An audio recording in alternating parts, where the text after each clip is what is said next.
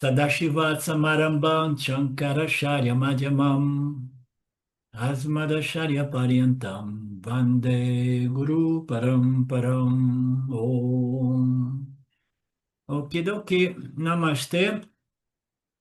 Então, nós vimos que este Brahman, ele não se move, né? Ele não está nem dentro nem fora, né? Ele aparece como em movimento, mas fundamentalmente é estacionário, porque é um sem o segundo. Imagine um princípio, que é o princípio dito ser Brahman, todo pervasivo, né? Que é a única realidade. Se você é a única realidade, então onde é que você vai? Só existe você. Imagina que maravilha você viver e só existe você, você é absolutamente ilimitado. Oh, não, eu me senti tão, né, entediado, vivendo sozinho, assim. Aí por isso que Maia falou, então vamos criar a pluralidade e sobrepô-la naquela que é a não dualidade, que aí nem Brahman vai se entediar, né? Então, essa é uma especulação, uma brincadeira, né? Mas fundamentalmente não existe movimento, é um princípio, a única realidade, portanto, livre de limites, né, de fronteiras, né? Então, nós vimos isso. Então, de novo, voltando, se o homem diz que na segunda linha, disse está longe e perto. Então, isso é um conceito importante, né? Quando o indivíduo, o buscador espiritual, né? Ele entra em contato com o Vedanta e os Vedas, né? O Veda é uma, uma escola, né? É uma instituição, né? De ensino espiritual que, inevitavelmente, fundamentalmente, basicamente, ela também é uma instituição religiosa. Significa dizer, você não pode ser um vedantino a menos que você seja uma pessoa também religiosa. Por isso que o indivíduo tem que passar por karma, dharma e upasana. Upasana é meditação utilizando símbolos que sejam símbolos de Deus.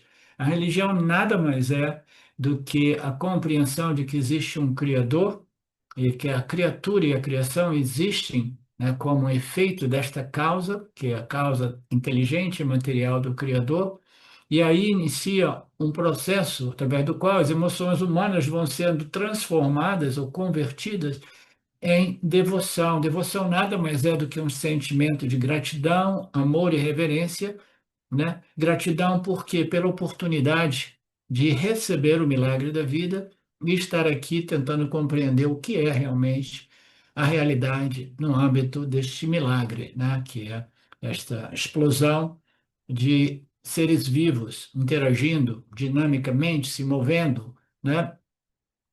Então, nesse sentido, né, o Brahman ele está longe, está perto. Quando o indivíduo entra em contato com os Vedas, né, dependendo do nível de desenvolvimento de cada um de nós, né, naturalmente o indivíduo é, é apresentado como, no caso do Fabrício, né, dizia, sadhanas de devoção, de pujas, né, de rituais, né? Por quê? Porque o primeiro passo é isso, compreender que existe este princípio, essa inteligência suprema, esse Criador, que nos dá essa oportunidade.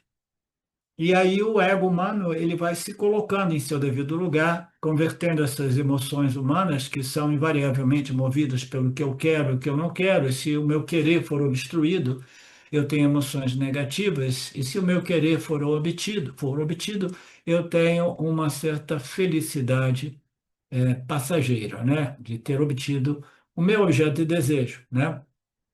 Então, no início, ao indivíduo é apresentado um conceito de Deus, de Ishvara, que existe, mas ele está lá na frente, ele está numa loca, né? Ou ele é algo que você precisa se interessar e conhecer, mas sempre como algo outro que você mesmo, em outras palavras, fora de você, tá? Então, o espaço de tempo, né, de ter que fazer uma jornada em direção a Deus, em direção ao autoconhecimento, então tudo isso é o conceito do yoga. O yoga é uma viagem, né, de união, de volta à fonte, união a Deus. Isso é yoga, união, tá? A definição mais literal da palavra yoga, entre outras definições. Então, a todos nós é apresentado um conceito de que a gente tem que passar por essa jornada para encontrar Deus. Mas se Deus é realmente o substrato de tudo, de todos, a nossa natureza intrínseca, nós sabemos de antemão que não tem nenhuma questão de nenhuma viagem. Mas no início é importante que a gente saiba que existe uma jornada para obtermos a compreensão de Deus. Quando nós chegamos no Vedanta, a gente sabe, Deus é minha real natureza, mas isso não transforma ninguém. Esse é o problema do conhecimento acadêmico raso, superficial, entendeu? Principalmente quando ele é apresentado de modo desonesto, como se o apresentador tivesse sido transformado por um conhecimento raso, superficial, tá? Então, no início, o Vedanta diz: olha, você é isso, você é todo pervasivo, você não precisa viajar, você já é moksha, isso e aquilo. O indivíduo ouve e fala assim: faz sentido, gostei, eu gosto desse status de ser todo pervasivo, isso e aquilo. Mas ainda assim, o Vedanta vai dizer: se não transformou você devidamente, então você tem que lidar com o conceito de Deus mais rudimentar, como se fosse um Deus, o Criador, que é alguma coisa outra que você, que pode até ser colocado em termos de algumas dessas colônias ou locas celestiais, onde essas deidades, né, residem, etc. Todos esses conceitos envolvem tempo, espaço, é samsara religioso e espiritual, tá? Mas são necessários, né? Porque senão o indivíduo não, eu compreendi, eu gostei do conceito, eu sou isso, né? Eu sou esse Deus, a natureza intrínseca de tudo e de todos, né? Não existe distância, né? Então eu não preciso fazer nada, nada, nada em termos de karma, dharma e upasana, porque eu cheguei direto no Vedanta, gostei daqueles conceitos, ele me elevou como se fosse um status, né? E agora eu sei que eu sou de natureza livre, independente, porque eu sou todo pervasivo Brahman, né? Não, o Vedanta vai dizer, se o indivíduo tiver o mérito de ainda manter contato com um professor honesto e competente, o professor vai dizer, olha, tudo bem, este é o ensinamento que foi apresentado a Arjuna no início do Gita, mas Arjuna não se beneficiou de tudo isso. Portanto, Krishna teve que apresentar capítulos após capítulos, lidando com diversos outros ensinamentos que ajudassem Arjuna a compreender a natureza deste Deus Criador, tá? Que é alguma coisa outra que eu mesmo, né? Embora eu tenha ouvido falar que o Deus real é a minha real natureza, mas ainda assim, se não me transformou, né? Se não desenvolveu essa visão vedântica, essa visão clara, né, da realidade, que tudo ocorre dentro de mim, né? Qual é a vantagem de eu manter esse conhecimento superficial, raso e passar ele adiante? Né? É até desonesto, né? Então o Vedanta vai dizer, olha, venha, venha, venha, venha aqui. Você tem que desenvolver a devoção, você tem que se tornar uma pessoa religiosa, né? Você tem que passar por todo este processo, de modo que mais tarde, em seu devido tempo, você possa realmente assimilar, internalizar e ser transformado por essa compreensão não acadêmica, mas direta, clara, existencial de que eu não sou o corpo, eu não sou a mente, eu sou a consciência, a única realidade, tá? Então, os primeiros passos é assim, né?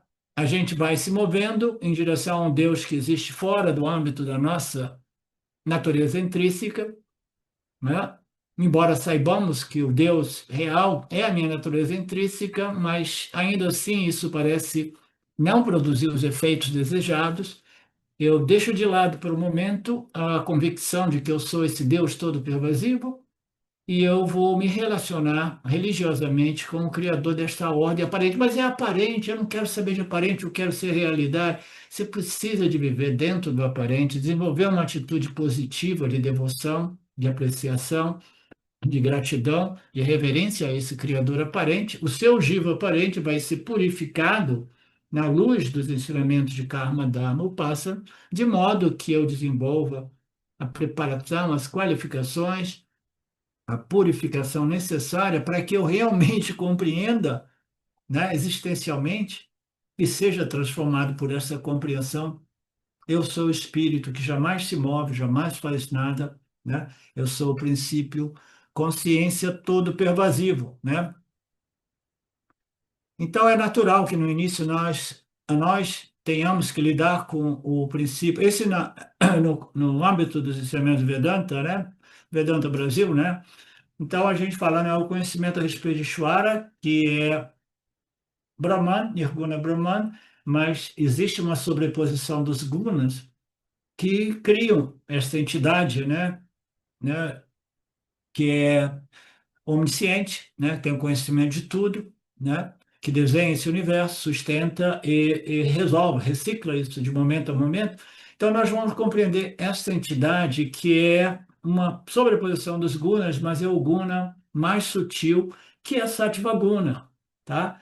Então, eu vou entrar no âmbito do sutil, do mais sutil que existe em Mitya, Fabrício, eu não sei se isso faz sentido para você, que é a inteligência suprema, que é puro Sattva Guna. Tá? Eu estou preparando, eu estou refinando, sutilizando a minha mente, entrando em contato com essa entidade que é extremamente sutil, que vai treinar minha mente a desenvolver sutilização, entendeu? Expandir e sutilizar a minha mente, porque eu estou lidando com algo que é uma entidade feita de Sattva Guna, que é a energia mais sutil que existe, tá?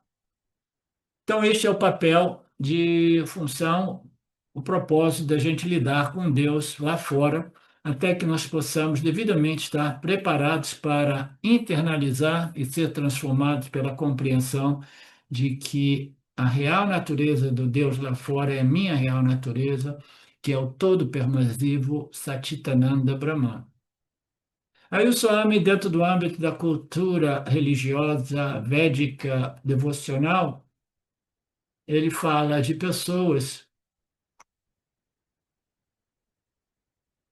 que existe uma frase que diz, a gente de vez em quando vê essas passagens nos textos do Vedanta, o importante é você dar um passo em direção ao Senhor, né? Quando a gente lidar com Karma Yoga, Dhamma Yoga, o importante é a direção sua. Se você estiver bem próximo da compreensão do Senhor, da natureza do Senhor, Saguna e Nirguna, se você estiver bem próximo.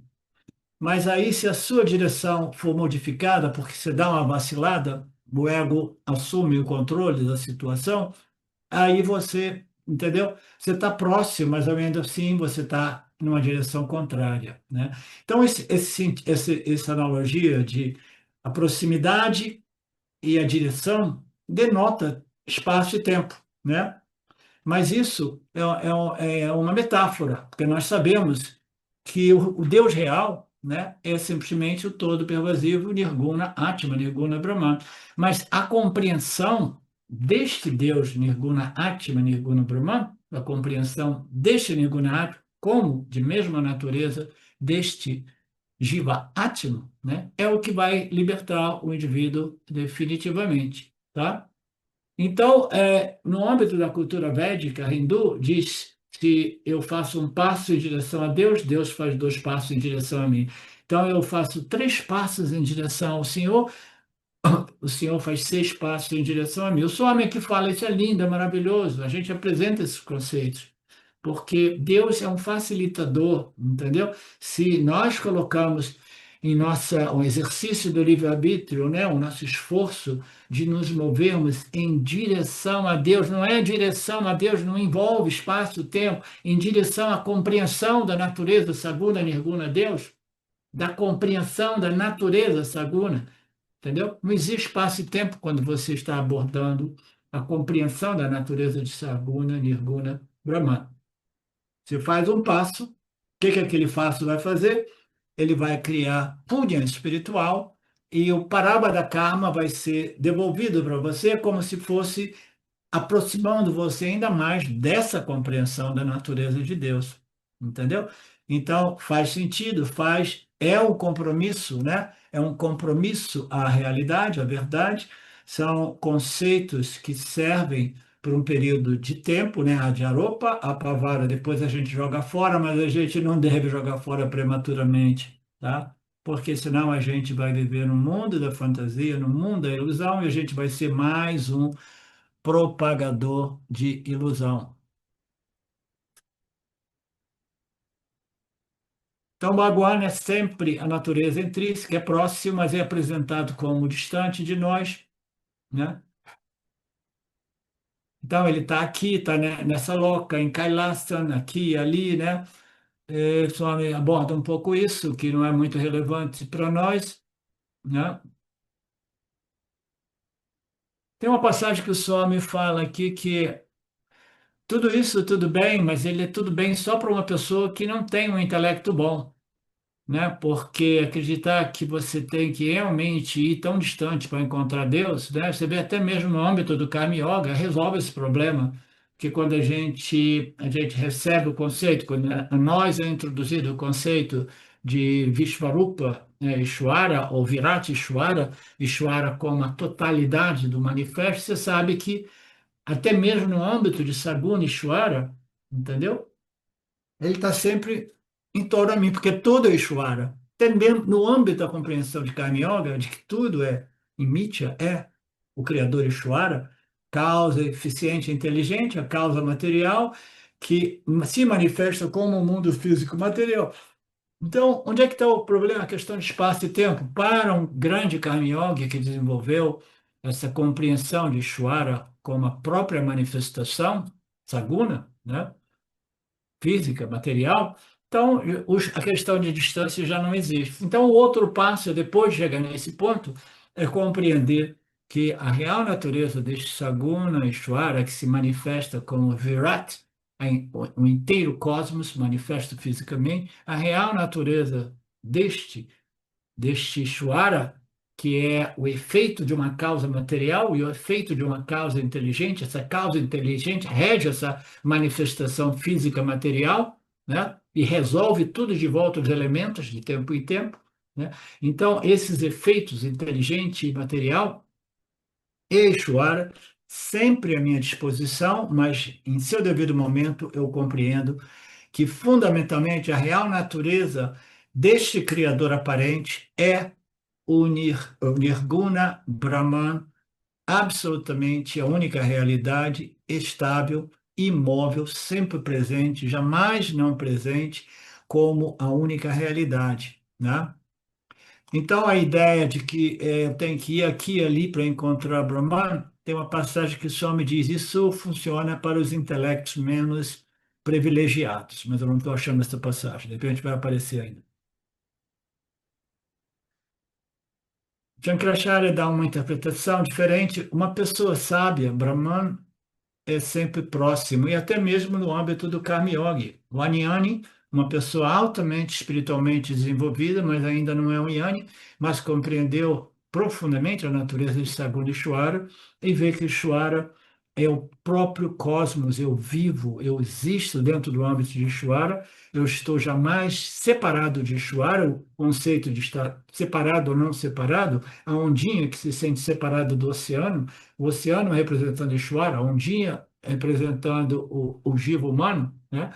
Então não existe separação, esta é a compreensão do Karma Yoga, eu existo no âmbito de Ishvara, não separado de Ishvara. Aí aquela plataforma de compreensão me permite uma purificação e refinamento do intelecto, que me permite, por sua vez, a compreensão da real natureza de Saguna Ishvara como a minha própria natureza Nirguna, Brahma Nirguna Atma, Ishvara Atma, idêntico, Aikya, como Paramatma ou Brahmanatma, tá? Existe somente um ser, existe somente um Chit, porque a real natureza da realidade é a não dualidade. Para uma pessoa ignorante, Brahmana está distante porque ele continua a sua busca, busca, busca, busca. Para essa pessoa ignorante, ele é distante. Então, ele é ignorante a respeito da real natureza de Brahman. Mas essas passagens, às vezes, elas têm uma conotação que compele o indivíduo a abandonar a compreensão de um Deus que é alguma coisa outra que eu mesmo, entendeu? Eu tenho que entrar no âmbito desse relacionamento dual entre eu e Saguna Deus para que possa me preparar para o conhecimento de que o real Deus é um sem nada além de si, é não dual, que é somente o Atma, tá? É somente Brahman. Então, essa pessoa ignorante da real natureza de Ishvara, mas sábia a respeito da natureza aparente de Brahman, como Saguna Ishvara, este indivíduo, ignorante da real natureza de Ishvara, como Nirguna Brahman, mas muito sabedor, sábio, a respeito da natureza aparente de Ishvara, colorido pelo Saguna, da inteligência, né, o Sattvaguna, entendeu? Então, essa pessoa, ela coloca Deus como algo a ser alcançado no futuro. Mas para uma pessoa preparada para os ensinamentos finais do Vedanta, Brahman é aquilo que existe mais próximo, não é nem próximo, é o substrato de tudo e de todos. Ele existe como minha própria natureza, tá? Então, mais uma vez, sem a preparação, a conclusão desse ensinamento é impossível, tá? Sem a preparação. Pular para as conclusões finais destes ensinamentos sem a devida preparação é inútil, tá? É inútil. Então vem a pergunta final: se Brahman está em todo lugar, como eu não reconheço esse Brahman? Porque ele é extremamente sutil, é o mais sutil do sutil, diz a Escritura. É Sukshmat Matvat, é o mais sutil do sutil, para a qual Krishna responde: embora o Brahman esteja em todo lugar, ele é de natureza do mais sutil do sutil, mais sutil do que o espaço. O que significa que ele é tão sutil, que ele não tem nenhum atributo, né?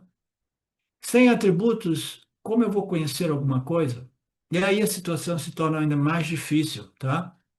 Porque as escrituras nos dizem que é este Brahman livre de atributos que é o objetivo dos renascimentos e renascimentos do Jiva Atma humana, tá? Precisa ser conhecido. Mas ainda assim, sendo livre de qualquer característica, atributo ou propriedade, ele não pode ser conhecido como isso ou aquilo, porque não existe propriedade, característica, atributos, tá? Isso pode parecer uma coisa contraditória, impossível, né? Um enigma. Então, como é que eu vou conhecer? As escrituras dizem, precisa ser conhecido. É o conhecimento que todos nós queremos conhecer, mas ainda assim, por ser aquilo mais sutil do sutil, ele é livre de propriedade, características, qualidades e atributos. Sendo livre de tudo isso, né, eu preciso conhecer, mas eu não consigo conhecê-lo através de quê? Dos cinco canais sensoriais e do intelecto e a mente que integram essas percepções sensoriais, produzindo inferências, né? Então, os canais sensoriais e o intelecto, né, percepção e inferência não são capazes de conhecer Brahman. Ainda assim, Brahman, ele precisa ser conhecido. O intelecto e os sentidos, eles só conhecem configurações dos gunas de Maya, tá? Configurações no campo daquilo que pode ser ouvido, cheirado, visto, tocado e sentido, né? E entre os outros atributos dos cinco sentidos, né? Quando um objeto produz um som, né, eu sou capaz de reconhecer, então tocando, né, a visão, tudo isso nos permite, né, sentir, tocar, né, e cheirar. Mas o Brahman é Sukshman, ele é o mais sutil do sutil, ele é tão sutil que ele não tem nenhuma característica ou propriedade. Então os cinco sentidos são inúteis. Você entende, Márcia? Inútil. Porque esse Brahman não tem nenhuma característica, tá? Como é que eu vou conhecer esse Brahman? É muito difícil a gente compreender esse Brahman, tá? Intelectualmente, teoricamente, a gente até filosoficamente a gente compreende, mas existencialmente compreender que eu sou esse Brahman e eu não posso realmente transferir os atributos do meu corpo-mente para aquilo que é Brahman, ou assim dito, minha real natureza? Muito difícil, porque quanto menos atributos uma configuração tem, mais é difícil você defini-la, mais é difícil você dizer isso ou é aquilo. Quanto mais atributos, mais fácil é a gente compreender. Mais tangente, está mais colorido pelos gunas de Maia, a gente tem mais, tem 5 canais de percepção e mais as inferências a partir desses canais, e a gente vai dizendo, é mais ou menos assim, ele mais ou menos assado, ele tem um cheiro assim, mas o cheiro de vez em quando se modifica, às vezes a cor se modifica, de vez em quando eu dou um beijo, umas lambidas naquilo ali, aí pá, também tem um sabor, né, particular, que também se modifica. Tudo isso depende dos atributos dos gunas de Maya, né? Então, os 5 canais sensoriais, eles são derivados dos 5 elementos primários, eles se desenvolvem simultaneamente, como eu já coloquei para vocês em algumas aulas, né? Então, nós sabemos que a terra, a argila, né, ela contém todas as propriedades de todos os 5 elementos, tá? E o espaço é aquele que possui somente uma propriedade, que é extremamente sutil, que é o som, né? Então, quando você chega à água, ela tem 4 atributos, né? Que é o som, né? O toque, a cor e o sabor. A água não tem cheiro, e é muito bacana. Esse estudo é muito bem exposto e descrito no, no canal do YouTube. Nós temos alguns cursos a respeito. E tem até um outro material lá que descreve os 5 elementos e as propriedades ou características de 5 elementos e o modo que eles vão se dividindo e se recombinando, e o próximo ele pega emprestado a propriedade do anterior e ele tem a sua propriedade intrínseca, natural, né? E aí depois você tem, né, depois do espaço, você tem o ar que contém duas propriedades. Ele pega emprestada a propriedade do som que pertence ao espaço, aí ele chega com a sua própria propriedade, que é o tato, né? Que é o tato. Quando, né, Ishvara mais produz o ar dentro do âmbito do espaço, imediatamente o ar vai fazer o quê? Eu estou aqui, eu vou apresentar uma resistência a todos os outros corpos. Então, quando você vai viajar através do ar, existe resistência, como nós sabemos. Então, o tato existe ali. Então, é um ensinamento lindo a respeito do desdobramento dos elementos a partir do pego emprestado uma propriedade daquilo mais sutil que é o espaço e assim vai passando de um para o outro, tá? É muito bacana. Aí o Swami faz uma outra piadinha sua favorita. Ele diz: sobe, esse cimento é bonito, mas não faz sentido. Você diz que a água ela não tem cheiro, tá? E nem tem sabor, mas não é bem assim, não. A água nossa aqui em Chennai, né? Lá em Tamil Nadu, né? No sul da Índia, ela é muito contaminada e tem um cheiro de esgoto, né? Ele falou: não, a água é livre do cheiro. Aquilo ali são inclusões de impurezas na água, né? A água, saibam que existe somente esses 4 atributos. O fogo, ele tem 3 atributos. Ele pega o som, o toque do ar e depois ele tem o seu próprio atributo, que é forma e cor, né? O Agni, que é o fogo, não tem gosto.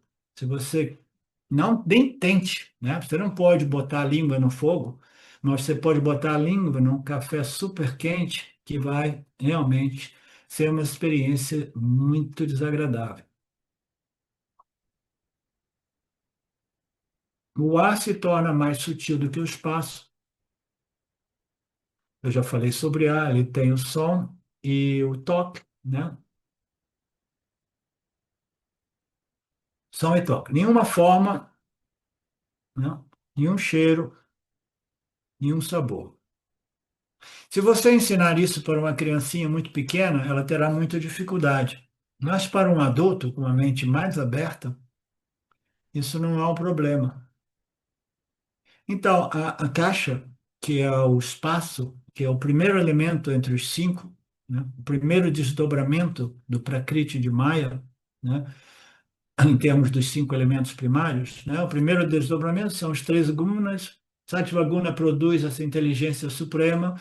Aí Ishvara diz: "Já comigo que eu vou criar um mundo de pluralidade, eu vou misturar o meu Sattva Guna com os outros dois gunas e vou desenvolver elementos primários. Depois eu vou misturar esses elementos, subdividindo eles, e vou criar os elementos químicos e assim por diante, tá?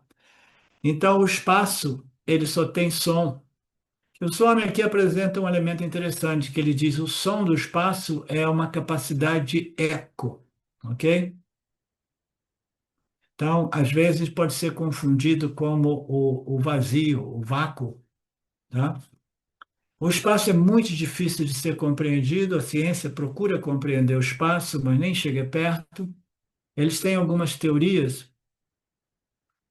Às vezes a teoria de que o espaço, né, eles sobrepõem o ar no espaço que não funciona. Às vezes eles sobrepõem a ideia de que o espaço é o vazio, é a nulidade, a vacuidade, né? Mas o Vedanta, é, agora eles dizem que o espaço não é realmente uma entidade negativa, mas é uma entidade positiva. Porque eles descobriram através de pesquisas, através de aparelhos, equipamentos científicos mais, né, sofisticados, que as partículas elas existem no âmbito do espaço.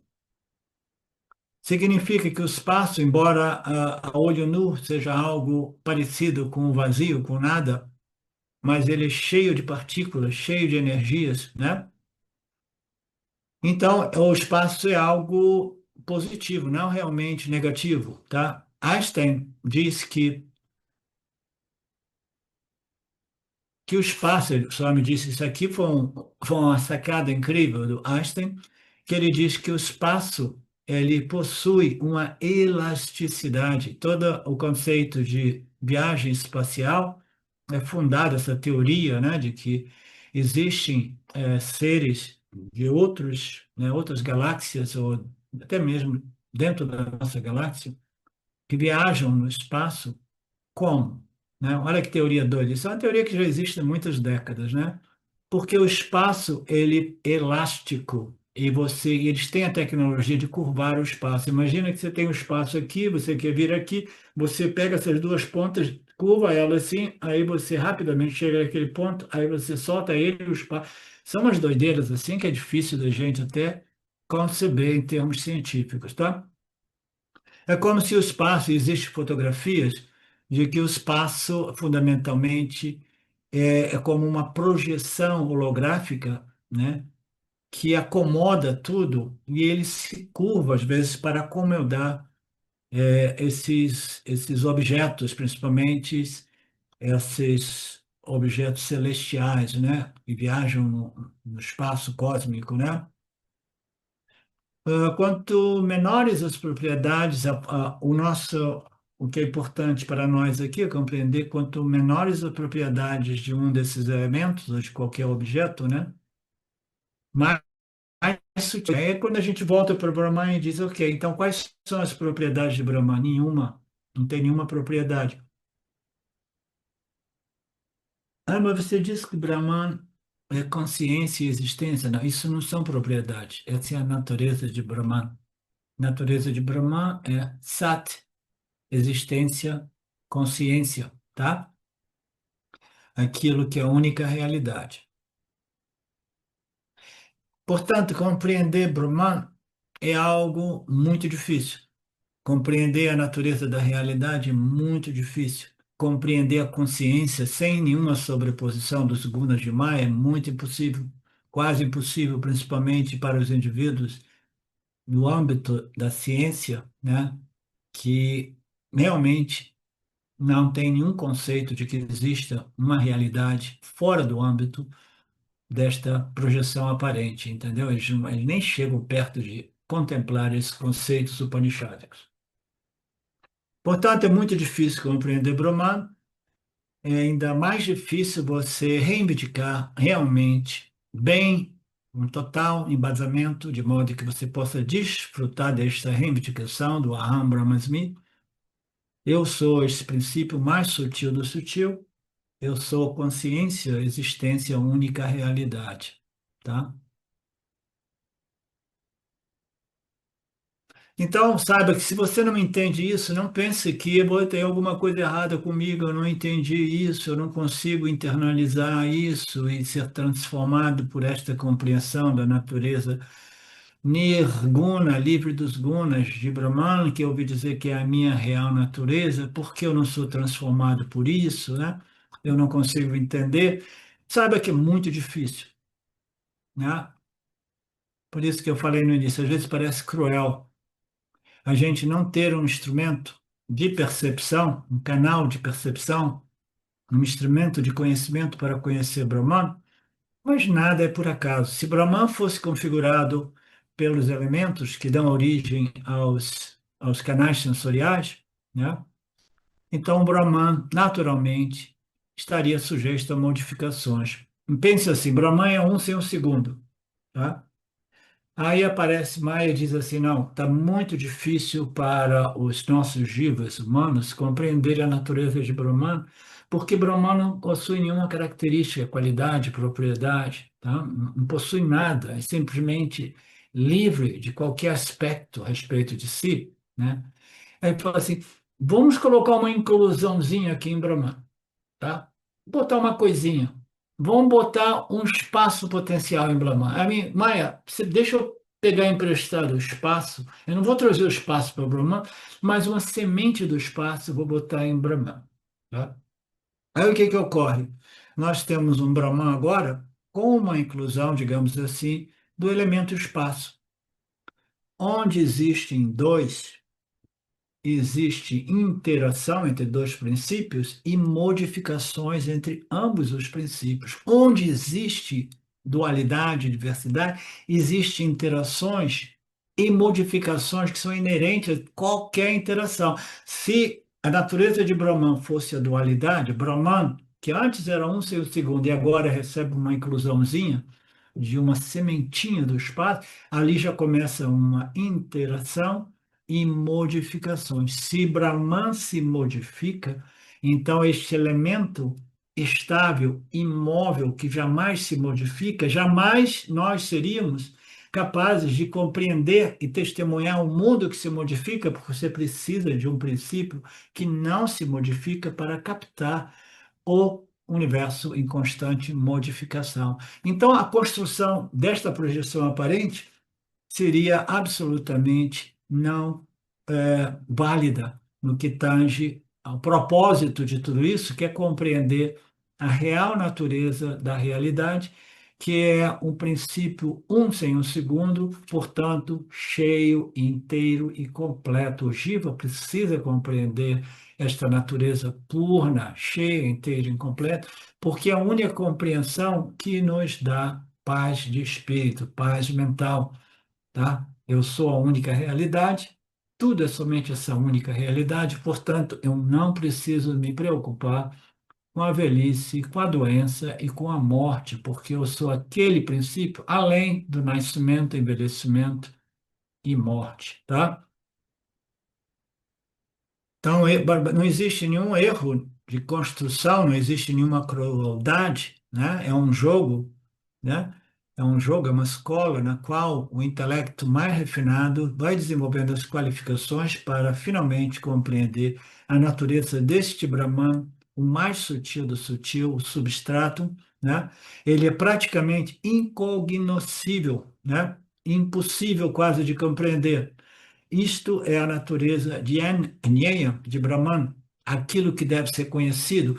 Como é que você vai conhecer esse Brahman, Márcia, se não existe nenhuma propriedade, nenhuma característica, nada tangível, nada que a gente possa dizer, Brahman é isso ou aquilo?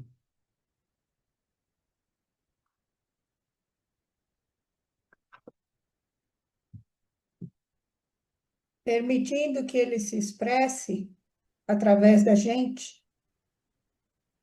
Sim, pode ser dito.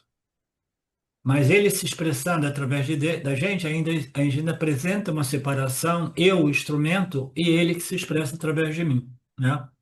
Como é que você vai compreender este Brahman permitindo que ele se expresse através de você, né?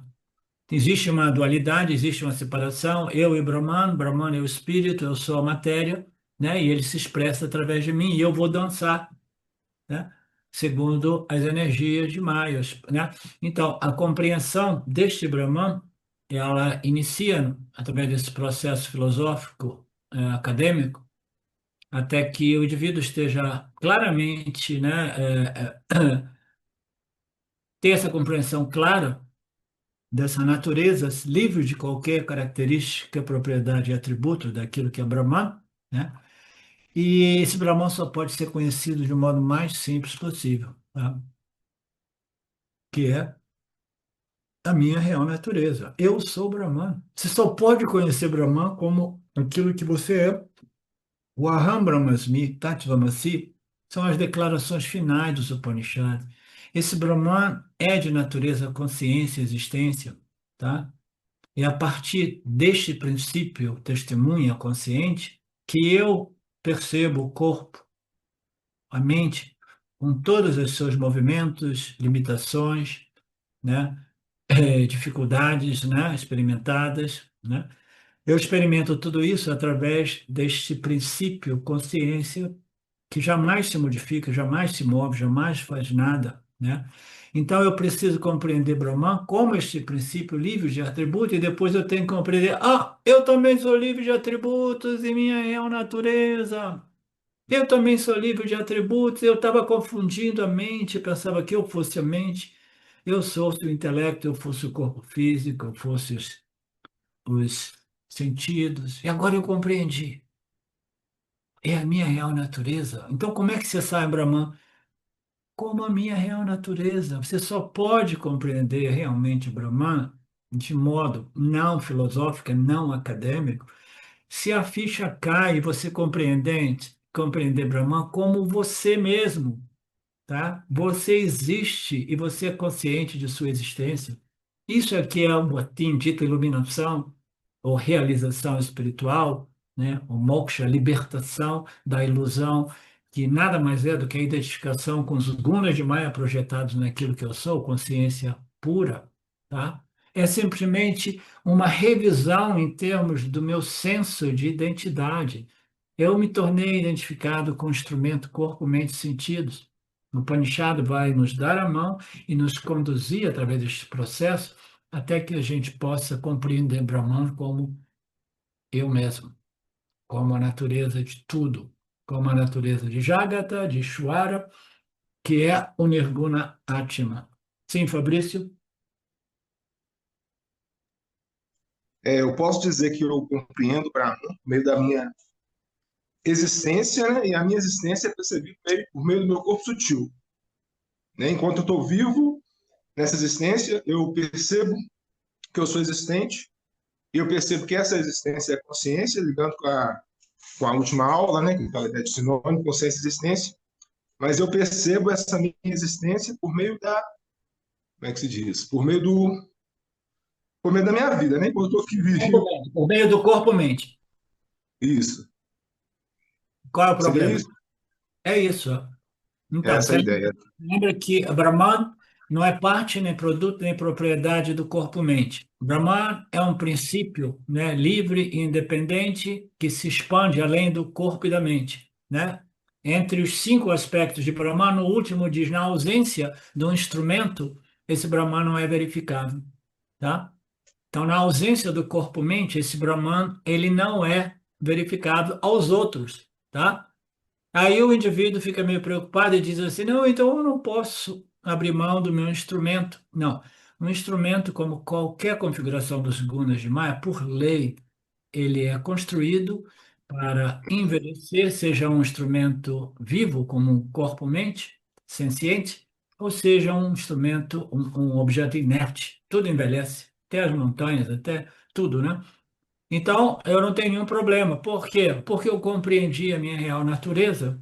Esse instrumento me serviu através de nascimentos e nascimentos e nascimentos para mim chegar a essa compreensão daquilo que os Upanishads diz, que é o conhecimento que todos nós queremos, porque é o único que nos liberta da limitação intrínseca inerente a esta identificação com o corpo-mente, que sofre de todas as limitações possíveis, sendo a mais indignante a limitação temporal, porque o corpo, ele um dia, ele vai embora, tá?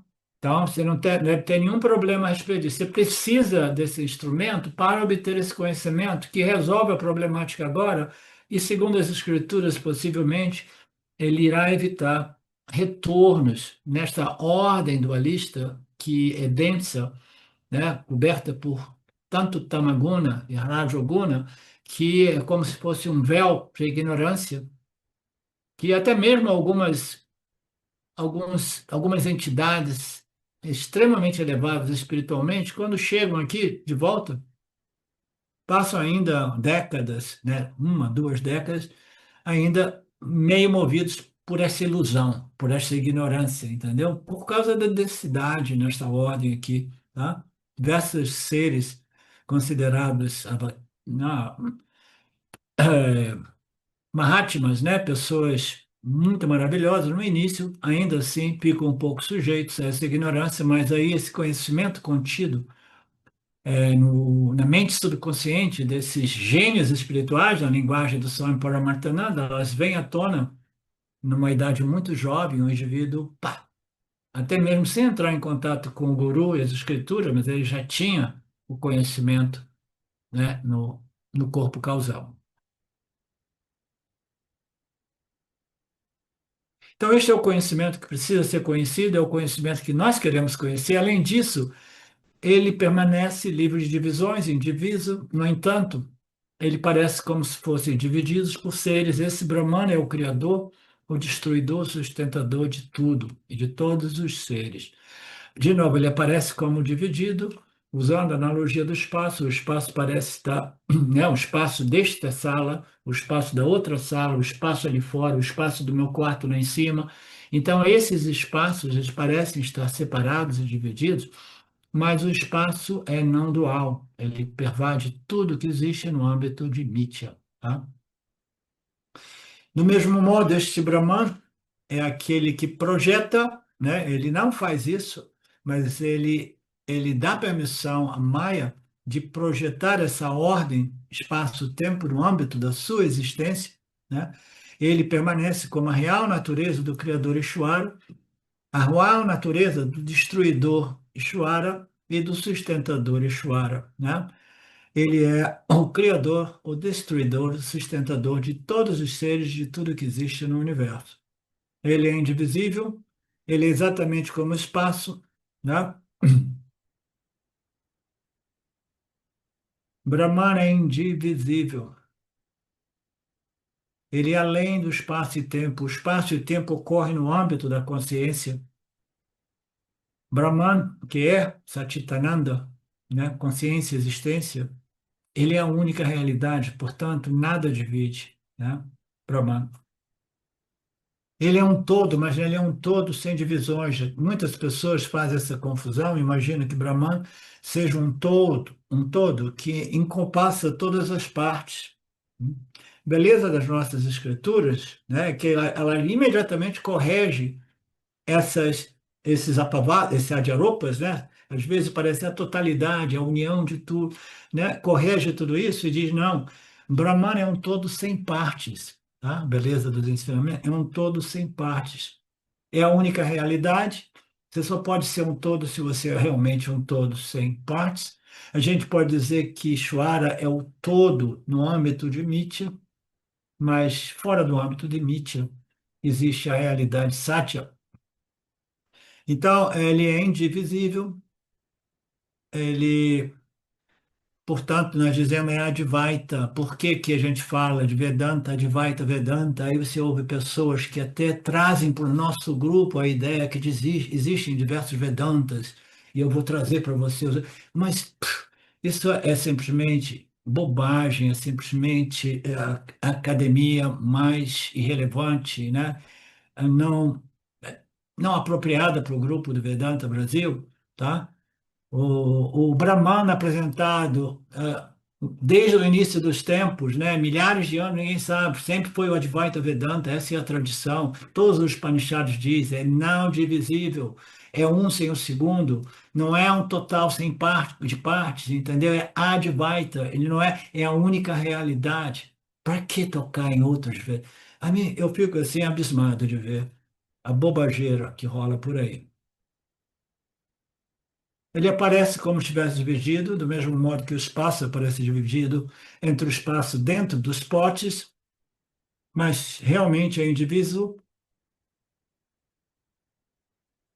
A consciência é onipresente, mas nós experimentamos a consciência onde o corpo físico está presente. Então, isso aqui é interessante, bacana, no âmbito do que disse o Fabrício, essa consciência é omnipresente, toda pervasiva, né, o aspecto de Brahman. E nós experimentamos essa consciência, ela só é observável, só é verificável na medida que existe um instrumento que brilha com ciência, com ciência. Ciência, ciência. Se tem um jiva, se tem uma configuração composta de três corpos, até mesmo um insetinho, até mesmo um parasita no nosso organismo tem um corpo sutil e ele brilha como? Ele brilha como ciência, ele se move, ele quer sobreviver, tá? Ele quer se alimentar, né? Ele vai procurar comida, vai tentar preservar a sua existência, é embutido na criação.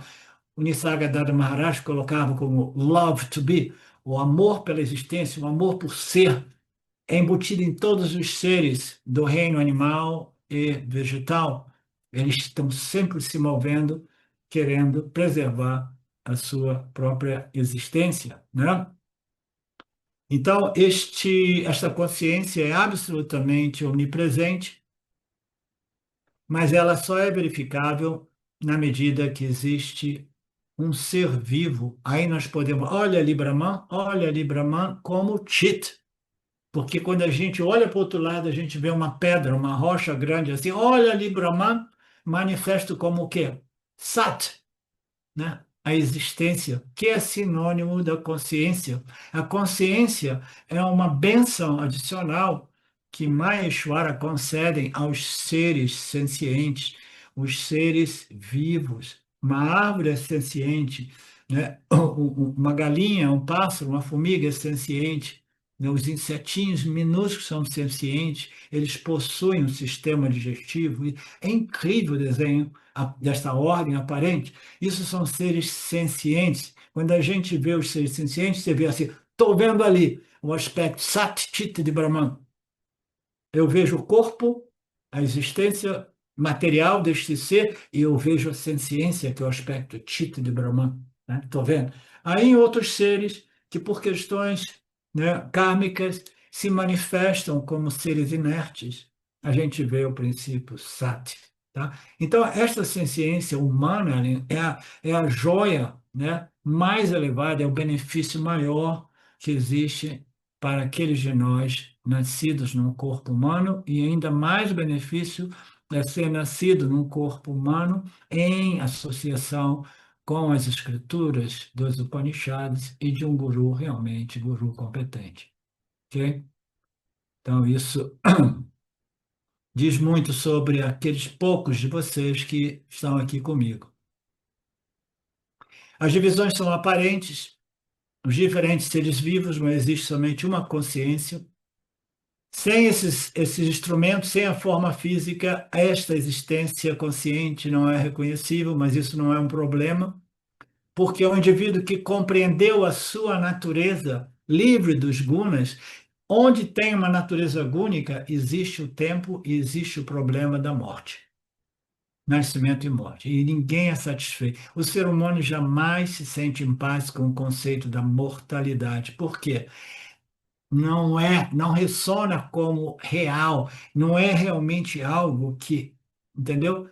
Que ressona como a minha real natureza, tá? Tudo aquilo que não é natural para a gente tenta descartar. Todo mundo gostaria de assumir a sua real natureza imortal, mas isso não pode ser feito através da identificação com o corpo mortal. O indivíduo tem que passar por esse processo, compreender a sua real natureza, transferir o senso de identidade, e aí você resolve o problema da mortalidade. E por isso que aqui neste texto do Gita, no capítulo 13, de novo, diz, e esses indivíduos, eles alcançam a imortalidade. Ok? A luz está continuamente lá, em várias áreas visíveis, em outras não visíveis. A ciência dos seres vivos são verificáveis aqui e ali, mas não nos seres inertes. Mas tudo existe dentro do âmbito da existência Satchitananda de Brahman. Ok, Marcelo, a gente para por aqui. Vou cuidar das minhas galinhas e a gente volta no mesmo horário amanhã, ok? Om Purnamada Purnamidam Purnamudachyate Purnasya Purnamadaya Purnameva Vashishate Om Shanti Shanti Shanti Om. Saudações. Eu quero aqui deixar um pequeno testemunho. Através do estudo do Vedanta, com os ensinamentos sendo esclarecidos especificamente pelo professor Arlindo Nagar, foram canceladas em mim algumas noções que eram relacionadas com a ideia que eu tinha a respeito de alcançar algo que representasse uma grande realização espiritual. Então o Vedanta fez com que, pela compreensão, a minha mente ela abandonasse o papel de buscador espiritual. E isso para mim foi um marco inicial para uma outra relação com o processo de desenvolvimento espiritual, do qual, saibamos disso bem ou mal, é um processo que fundamenta a vida de todos nós. E eu digo isso para estimular todos aqueles que chegam no Vedanta Brasil e entendem que podem se beneficiar da profunda imersão direcionada para o autoconhecimento que é promovida nesse grupo de estudos, que é um grupo que existe graças ao trabalho altruísta do professor Arlindo Nagar, suportado também pelo trabalho voluntário de pessoas que contribuem para a manutenção do grupo de diversas maneiras. E entre as várias formas de contribuir com esse trabalho, as contribuições regulares em dinheiro, elas são necessárias. Então, se você se beneficia do trabalho desenvolvido no Grupo de Estudos Vedanta Brasil, faça uma contribuição. Qualquer quantia é muito bem-vinda. As informações para transferências em dinheiro ficam disponíveis na seção Avisos do nosso grupo no Facebook e serão colocadas na descrição desse vídeo aqui também. Namaskaras.